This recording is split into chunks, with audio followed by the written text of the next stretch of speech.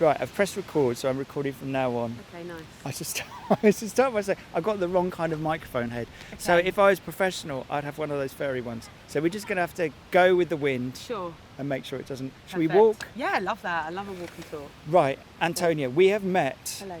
at the top of a park. Yes. We're going to wander around, and if the weather hits us badly, we're kind of like in a window between rain at the moment. Yes. What have you been thinking about today? What's been kind of taking up your thoughts? Either big stuff or mundane stuff? Definitely a mixture. I mean, you've caught me on a good day because I've literally just come straight from work and I'm going on holiday tomorrow morning. Oh, amazing. So I'm away. I'm taking like a week and a half off work, which I haven't done in so long. So that feels really nice. I'm someone that's quite like, I'm not good at taking long chunks of time off because I do like a few different little jobs, and because I've grown up in London, I think I feel very like, well, this is my favourite place, so I'm happy here, but actually I forget to like go away. So I'm so excited. I'm very ready for it, basically. Oh, good. So it's, you've booked off at the right time. So there's a few Perfect. things to get into there. One is the freelance world. Yes. Where you don't book off time in advance. Yes. Because you kind of want to make sure the work's there. Yeah, always an opportunity. You don't want to miss out. You know, you've got to make money to make ends meet in London and stuff like that. It's a kind of a worry thing, isn't it? It's not a confidence thing. It's a fear. Yeah. It's a particular kind of anxiety, isn't it? It's like, I just need to make sure that I'm comfortable. Totally. Do you make ends meet? Is everything good? Yeah, it is good. I think it's been like a windy road, definitely. So I studied drama and music when I was at uni, and then I went to drama school, pursued acting for a bit, sort of took breaks and tried different jobs. I teach some fitness classes, and now I'm managing a cafe that's sort of focused around running and sort of like a sort of running hub. So it's like lots of different things. So it's actually like I rarely get like a day off, actually, because I teach some fitness classes on like my days off from my full-time job, and then so we met at your cafe and we got talking, which is why we arranged to do this pod. Yes. I thought that you were just interested in the coffee and having that job. I didn't realise that you were a fitness person too. Yeah. Because that cafe, it's kind of runner focused. You said it was set up by a running group. Yes. Yeah. And so you buy into the whole thing. I do. I buy into the whole thing. I think that was it as well. I think because if you are pursuing other sort of like, you know, creative endeavours or like acting or whatever it is, music and art and creative industries, it's quite hard to find something. I think it's really important to find the thing that you do the rest of the time you need to kind of love as much. It's nice that you could do that. Yeah, totally. And I think I love hospitality. I think hospitality is one of those things that a lot of creative people have as a side hustle. But I think more often than not, those people also actually end up really enjoying it. Like, you're moving around, you're chatting to people. I do really like it. And I sort of committed to the sort of managerial role over the last couple of years. But whilst trying to keep the other things like bubbling along the side, because I never really want to lose it. Keep those options open. Keep the doors open. Spinning all the plates. That's nice. So bit of fitness. Is the stage still somehow part of your life? Yeah, I mean, I'd say it's more like the sort of TV screen thing. I think, especially in the sort of current climate, actually getting theatre jobs, especially if you're sort of on the beginning to middle part of your career in terms of trying to really like get a foot in the door. It's really hard actually to get theatre work now, just because of the way, you know, unfortunately the industry isn't super thriving. But actually I find like... Right, so there's less work, there's less stage work in theatres. It's just like that's dried up a bit. I think it's dried up a bit. I think there's more opportunities available for like, you know, commercials and little TV roles and things to sort of, especially if you're starting to really get things going, I think. So that's more where my focus is, and I'm very lucky. I've got a nice agent. I'm in like a little cooperative agency. Well, that sounds very wholesome. Yeah, it's actually really wholesome. How does a cooperative agency work versus an agency? Is it just you're all kind to each other and share jobs? Yeah. basically. Do you know what? It really is that. It's like a big group of actors, and you all basically, part of the requirement is that you have a couple of days, however, kind of works out about 1.5 to 2 days a month, no less than that, 1.5 days a month, full days of work that you have to sort of work for the agency for free. I say kind of in inverted commas but that's your sort of contribution. Oh, I see. So you kind of do a little office job or something. Yeah, so it's a bit of basically admin work for the agency, helping other people find work. And you can be like, I think I'd be good for this, but also I think, my mate so and so, she could also do this. But it really does have this like, I don't know, it really brings everyone together, and it really makes you think of, you have to think of everyone else as well. And it really is an even playing field. Like, I think when some people my friends hear about it, they'll be like, oh my gosh, why?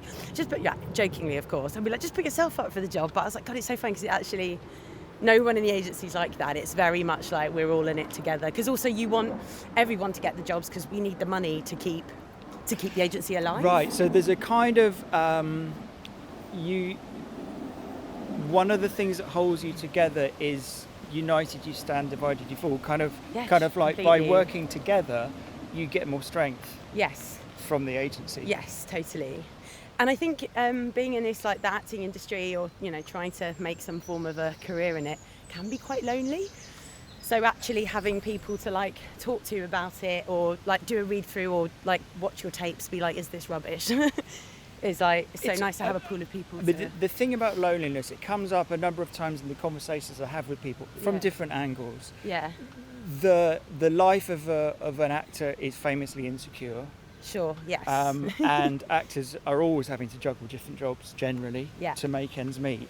Yeah. So I love the idea of not feeling alone, because feeling alone is the worst. Is the worst situation to be in when you've got anxiety and worry. Oh gosh, totally. Because you can't solve it on your own. Totally. You have to talk to other people. Yeah. So maybe partly because you're actors, so you're used to sort of projecting and playing a different role, but you're willing to pick up the phone and just download on someone and not feel shy about doing that. Would you say? Well, like me personally. Yeah. Yeah. No, I love a good chat. No, I'm really lucky that I've got also like a really great, support network of friends where I've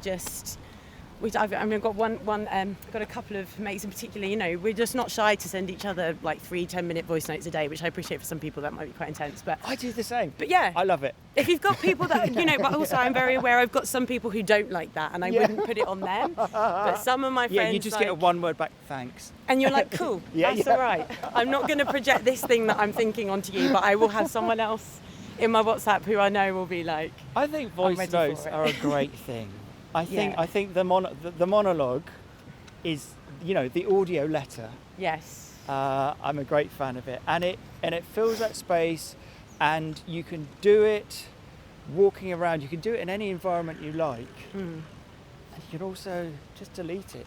Yeah. If you come to the end of it and you're like, what have I just said? That's rubbish. I actually did do that today. I was like getting ready for work, and I was like opening up the shop, and I got there a bit early, and I was like, okay, I'll get this done. If I had 10 minutes in, I'll have a coffee and I'll reply to my 2 mates in this voice note. And I literally sent it, and then immediately I was like, no, like, let me redo this on my break. I'm sorry I had to put you through that. It's just like, I was just sort of like chatting. We just was like nattering. Yeah, you just go off in your own world. But I think there's something quite beautiful about that. Like, if you've got people that don't mind hearing your journey, like I sort of love it when my friends are voice noting me, and then you see them be like, hold on a sec, I've just bumped into my friend, or oh my god, I want to buy that, one sec, hold on a minute. Bit and of real life. Yes, I find that really nice. Yes. But when you deleted the one this morning, I bet you everyone, like, if you ever see a deleted thing on WhatsApp, you're immediately like, what was that? What was that? Yeah, you'll never know. Yeah. Oh my goodness, that must have been awful. Or they said something they shouldn't have said. Yeah. Well, the worst thing is I did redo it, and I'm pretty sure I basically sent exactly the same type of message back. Like, and often, like, if I've sent something, I'm like, oh my gosh, I look down, I'm like, oh my god, it's 10 minutes, I'm so sorry. And if I delete it and I redo it, I'll do it again, and it'll be like 12 minutes. So it's just sort of like, just let the message live. Like, do you know what I mean? Yes.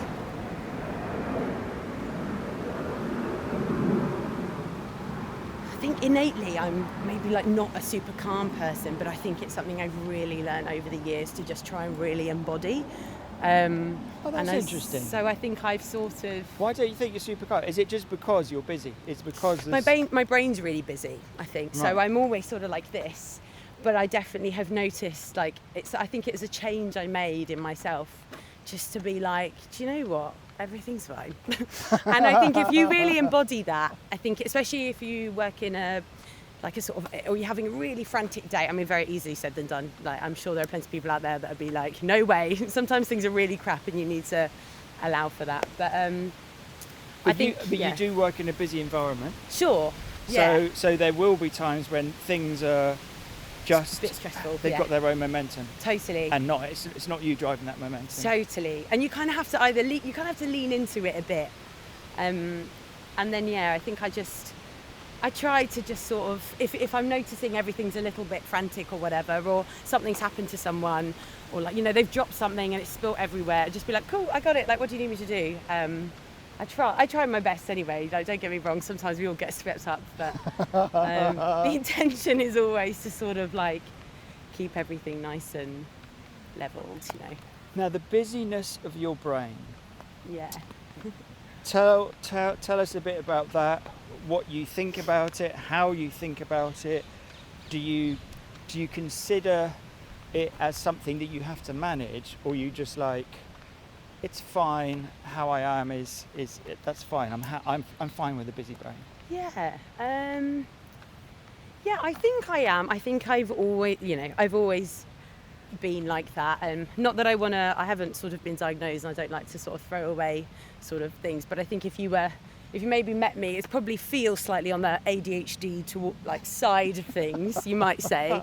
Not that I know that but then there are other parts of me that I'm like, maybe not, but I just think I've always been someone that's like on the go, like even since a child. I was, my parents were always like, you never sat still, like we could never get you to bed, like so they just sort of gave up. You've always had extra batteries. Yeah, absolutely. I think that's kind of like a superpower.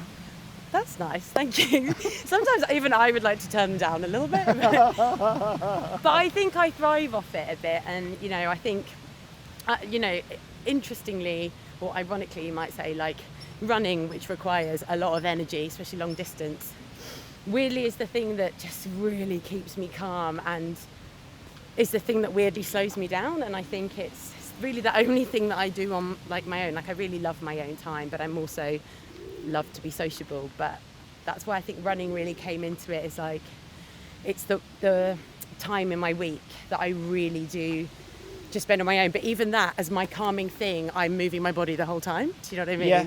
And when you're running, can you put your brain in neutral when you're running because you're just in the flow of the run? I don't know if it's in neutral, but it's a great way for me just to think about. No, so maybe not. I do think about everything, but I think when I come to the end of the run, it's like a reset. Nice. It's really good that you know that. Yeah, it's really good that you've got that sort of understanding. It's like, I need to go for a run. Yeah. And after I've gone for a run, I'll have a reset. Totally. And yeah, I think, so and if I train for like a long distance and like long distance races and stuff, it's like, it'll be a few months out of the year, and I, put in my long run every weekend and try and fit in other stuff where I can. I'm not too strict with myself, because I think sometimes with life you can't. I don't like to keep it too what's the word? Rigid? Too rigid, because sometimes things come up and you can't do it, and you don't want to feel bad about it.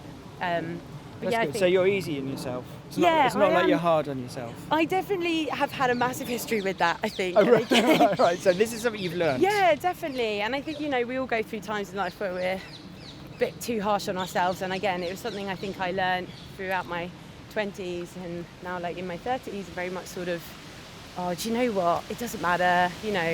You've got to be a bit easier on yourself, because it does make life a bit better, and allowing yourself to, fail a bit here and there, and that's going to happen.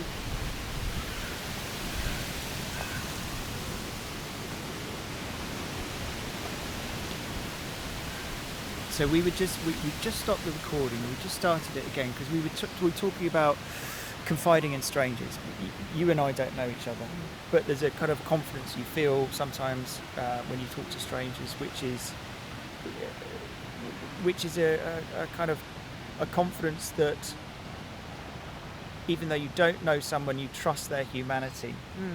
And we do this in different ways in public places, in that little bit of banter in a shop, in a pub, when you've drunk a bit too much, on a train, you start a conversation.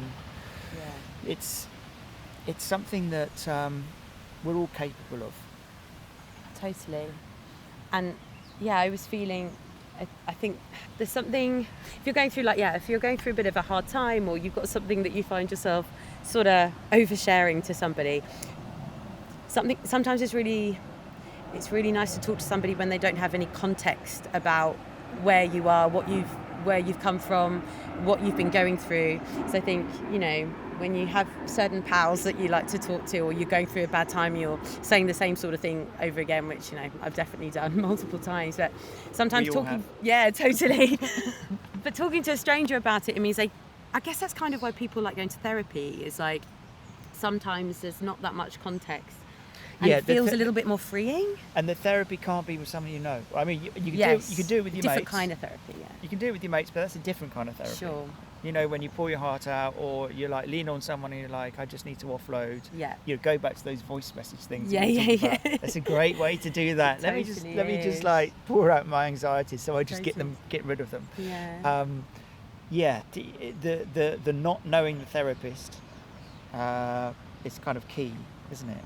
Yeah. And you as a coffee person. Yeah. And also as an actor. Yeah. You must have people confiding in you. Yeah, I love in that. small ways. Totally. If not in big ways. Totally. I think that's the beauty of it. You're making a coffee, they've paid for it, they're just standing around asking how your day was, and I know whole dating histories of some of the customers, and it's like it's you'll amazing. See them walk in and you go, oh no, you've been dumped again, haven't you? Totally. Or like they'll tell you they're going on a date tonight, and then they'll come in the next morning and be like, so how was it? And like you hear everything, and like that's great. I love that. And I think I've been lucky to work in really nice places where the customers have been, not everyone has to, by all means, doesn't have to overshare, but it is really nice when you do get people that want to tell you a bit about their day, or what they've been up to, or where they're going. And it's genuine natural community. There's nothing forced about it. Nobody has to share. Yeah. But if they want to share, it's like, this is a space I feel safe in, and I just want to share the good news, or share the bad news, or share the mundane news. Totally. Because this is a place where I feel I can. Totally. And I think it's a real, I think that's why people love going to get coffee, honestly, is because it's a bit of their day that feels a bit structured, but then they can just sort of like have a moment with other people in the coffee shops, you have a bit of banter or whatever, and then you go to work. But I do think a lot of people love that part of their morning coffee. But you, the person who's serving the coffee, is a big part of that, because you have to create the space where it's like that. I mean, you could just look dead-eyed at somebody and just like be very brusque. Sure. But that would be probably not in your character, or how you'd want how you would want to be served. But it's definitely kind of like you have to be welcoming. Totally. I mean, the reason that you and I are doing this pod is because we chatted while you were making coffee, and you were happy to just have a little chat. Shoot the breeze. Yeah. Always love a little chat. Yeah, totally. Although there must also, the flip side is there must sometimes be conversations which you have to get out of. Yes, very true, very true. And that's really difficult as well if you're on the other side and you have to sort of like very kindly end a conversation, or... But you must be professional at that. Not only the acting training, but lots of experience must mean that you could be professionally kind and polite to people when you're let's move on from what we're talking about. Totally. And also when you're being servers as well, you we sometimes are having a bad day as well, or something's literally just happened, or you've got a text and you're like overthinking something whilst trying to make a coffee, and there's so many factors into when things do and don't sort of end up in a nice chat, but yeah, as you say, it's all about just trying to handle everything with sort of care and kindness. Have you always been confident with people? Have you always been a people person? You're happy to just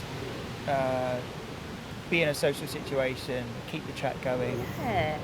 Since way back when. Yeah, I think my parents would say so. I've got quite a big family. I'm one of 4 girls, and I think you had to find your space. Yeah. Yeah, I know. Totally. But yeah, I always think I've always been a chatty gal. What about the other 3? Where are you in the 4? I'm number 3. Okay. And yeah, it's actually 20 years between my eldest and my youngest sister. Wow. Yeah, and my little sister is 10 years younger than me. So I find sibling dynamics so fascinating. And you know how when people are like, oh, you're a typical oldest child, you're a typical middest child. Yeah. I just find that stuff... We love to start from those. We love it, yeah. I love that. I don't know, I find it quite interesting. So so with the big age gap, it's were you a gang, or were you kind of like, did you have different phases as you were growing up, as when you connected with each one because of X, Y, or Z? Yeah, totally. I think the really beautiful thing is now that we're all grown up and adults, I hope they say the same, but I feel we're all closer than ever. And actually, we're all actually going to go and get matching tattoos next weekend. No way. Which is really cute. Oh, that's exciting. So that'll be, that feels a very sort of like nice way. That's a really bonding thing. Yeah, it is, isn't it?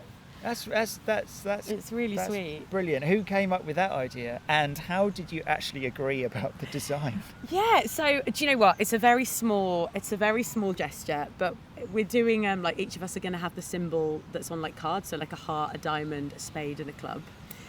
I mean, I don't know if this is really the connotation, but we've always played cards so much growing up, like on holidays and as kids. Oh, right. So each of you is going to have a different symbol. Gotcha. Now. Yeah. So now and also very subtle. So for my older two sisters, this will be very much their first. Did they have to take some persuading?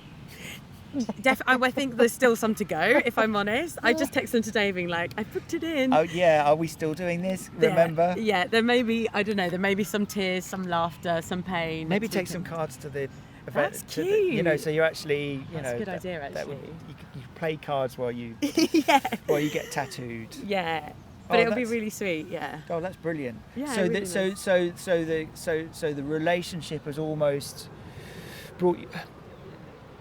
As you've got older, you've got closer. Also, as you get older, age matters less. Totally, yeah. When you're young, it makes a big difference. Yeah, you're so right.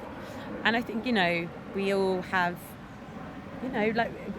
growing up and being an adult is really challenging. And I think we all really see a lot of ourselves in each other. But because we're all also quite different, I'm sure that's the case with a lot of siblings. But it's a really nice way to know they've always got your back. You can be really honest, really vulnerable, and we all know that we'll always love each other. And that's brilliant. Even when we have those moments where you have to give each other tough love, but also being like, oh, I totally know why you felt that way, because I would have felt the same. Mm-hmm. I think there is when the sibling thing works, there's a trust there. There's a base trust. You know that the other person is you can trust them 100%. Yes, for sure. I'm one of 4. I'm one of 4 brothers. So what number are you? I'm number 4. Okay. So I'm at the end, but I know that I can always rely on my brothers. We're all very different. We've gone in different directions, but as a unified 4, we can lean on each other, and we're kind of there for each other if needed. So nice. Which is it's a great thing to have. It's a great thing to have. Yeah, very lucky. I feel very lucky. Yeah. Now, in terms of like happiness for you, what is happiness? What's your take on happiness, and when you feel it and when you don't feel it? Do you know how to make your own happiness? Do you know what gives you the good vibes? Yeah. Things like the running thing. Do you essentially build in activities into your daily life, which keep the happiness vibes going?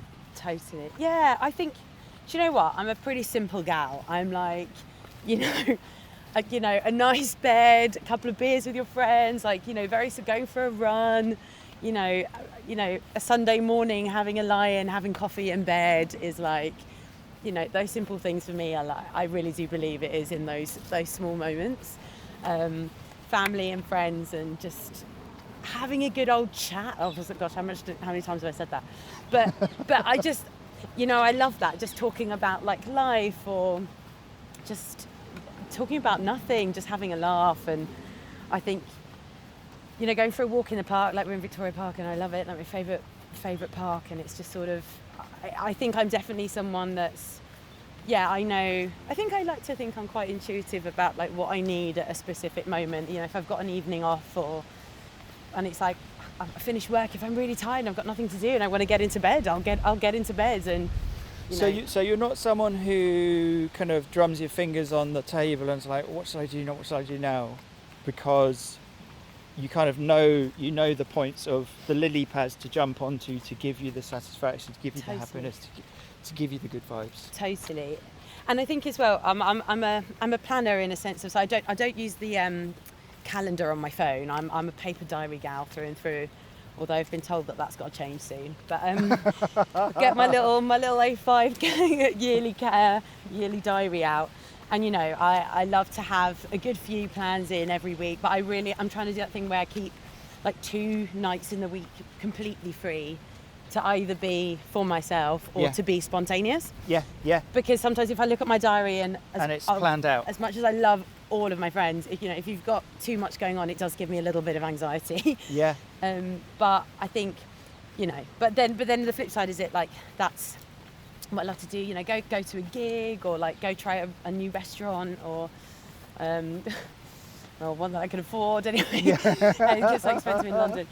But I think, I'm very, and I'm very sort of fortunate in that way. I think that I'm like, I'm good at sort of making plans, and you get your friends in the diary, and you're also in a decade of life where there's a lot of social stuff going on around you. There's a lot of dynamism.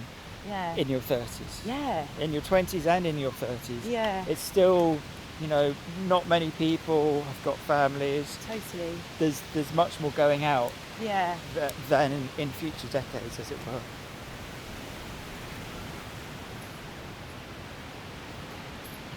I've never been someone much with like a sort of like plan, but just because that works for me, because I think I like, if random opportunities arise, I like to be able to be like, oh yeah, let me take that. Whereas I know that if it brings back to the sort of rigid thing, if I had a plan, I'd probably really, really stick to it. Yeah. So I think for me personally, also I think being in the sort of industries that I like, I think it's pretty impossible to have a plan. Yeah, you're right, with actually. All of them. You have put yourself in industries which... They're all a little bit sort of precarious. Which are precarious, exactly. And I've been made redundant more than once. I've done different jobs, and unfortunately, again, that's part of the.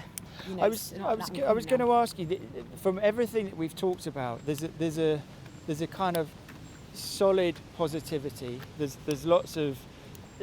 It's sort of very outward looking.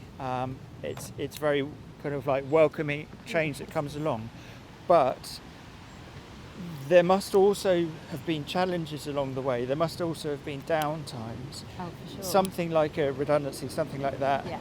How much of a kickback are those kind of things? Or are you quite good at managing those little kind of like fences that come in your way, and you're just like, I can deal with it. Totally. I can roll with it. Oh gosh, yeah. Trust me, there have been, I've really struggled over the years in varying things with careers and relationships. Like, I try to keep as positive as I can, but that is not to undermine definitely there's been a good handful of struggles along the way. And I've really heavily relied on like my friends and my family and to kind of help me get through that. Do you think that we learn more from the bad times than the good times? Is there something in that, or? I don't know. Do you learn more? Oh God, that's interesting. I definitely learned a lot. I do think I've developed a pretty thick skin. I do think, well, you're an actor. You're an actor. And you work in a customer-facing kind of like cafe, so you must have a thick skin. Totally, you absolutely have to. And I don't think that's something I always had, but you come out of school or drama school and you're like, everything's great, and then you're like, gosh, life is so hard. But everything, within, I'm very aware of my own I'm very fortunate in so many ways. But I think, I think you definitely learn a lot from the challenges, and you learn so much about yourself. And I think it's like trying, and when I've like maybe made, I don't know, it's trying to do something differently the next time. That's not to put blame on me, because sometimes, you know, especially with like acting work and stuff, things don't work out. Yeah. And I had a period, I'm kind of feel like I'm slightly still in it a little bit, but I had a period of time where I did just feel like I was quite unlucky. Like a lot of my friends were like, you are going through some really bad luck at the moment. Oh. And it is... Well, it's nice of them to say that too, and to give you a boost and go, look. Validate it, right? It's not just you. Yeah.